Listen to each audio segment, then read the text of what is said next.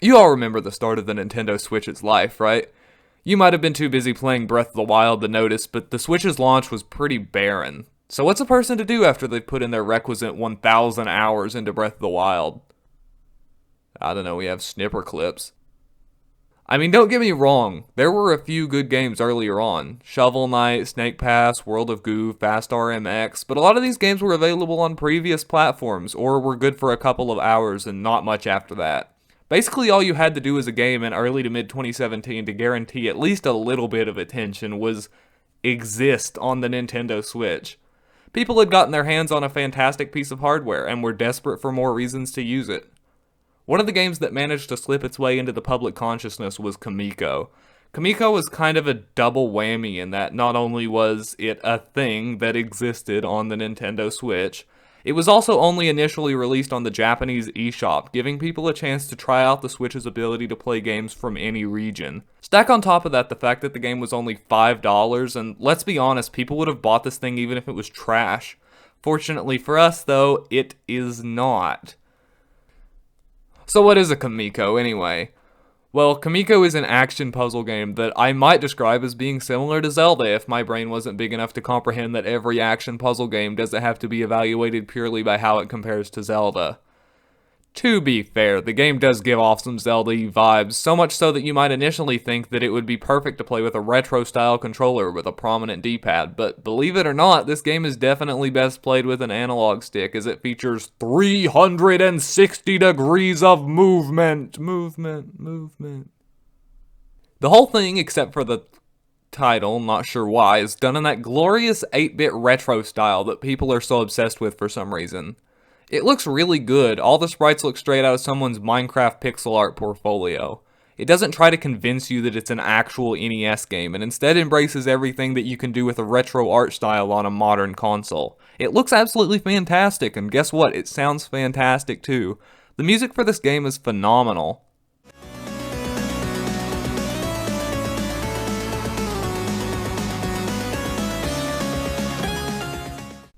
The game itself is rather short. There's only 4 levels, and even your first playthrough shouldn't take you much more than an hour. This is where Kamiko's immense replayability comes in. In Kamiko, you have the option to play as one of 3 shrine maidens. Yamato, Yuzume, and Hinami. The 3 shrine maidens represent 3 different weapons. A sword, a bow and arrow, and everybody's favorite, a boomerang, but also a small dagger thing. Boom, right there, that's 2 more playthroughs. Of course that doesn't mean much if you don't want to play the game again, but trust me, you will. I feel like it's the perfect length to encourage replays, and there's even a built-in timer with various speed rankings, which seems tailor-made for people interested in speedrunning. Depending on which character you choose, you can really have an entirely different experience with the game. There are pros and cons for each weapon. For example, the sword might be able to take out an enemy in 1 hit that would only go down with 2 arrows, but the bow puts you at less risk of getting hurt yourself. Some of the fights might be easier for one character, some of the fights might be easier as another. The characters feel pretty balanced, and I really like how they manage to make the game feel so different without actually changing anything. In Kamiko, you'll play through 4 levels, each with their own boss fight. To progress to the next level, you need to find and activate 4 hidden shrines, and then fight the boss at the end. The levels stick to the same basic level elements you would expect to see: grass, water, fire, ethereal space dimension, the usual. Each level slightly ramps up the difficulty, but not by much. This isn't a particularly difficult or punishing game. When you die, you simply respawn at the last shrine you unlocked, so it really isn't a big deal. There are several different types of puzzles, mostly revolving around finding a lock, finding a key, and taking the key to that lock. The puzzles aren't particularly hard, but there are some clever hiding spots, especially for the hidden health and SP upgrades you can find in every level. The real challenge is actually getting the object from point A to point B. While you're holding an object, you can't run, you can't attack, and if you take damage, you drop the item and have to start back from the beginning. You can't just clear out the rooms beforehand either, as the enemies respawn every time you enter a room. A lot of people seem to get overly annoyed at this, but it's really not as bad as some people make it out to be. Even in the final level, it rarely took me more than a couple of tries to get to where I needed to go.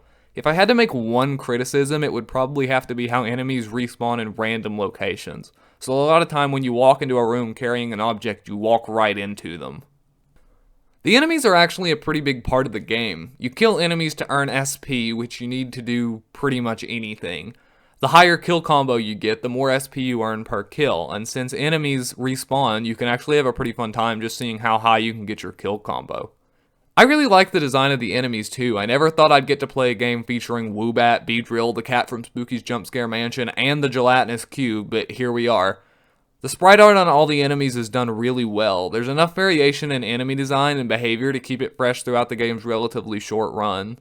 There's also a hidden little trophy that you can find in each level. I don't really think that has anything to do with enemies. I just figured I would let you know so you can grab them.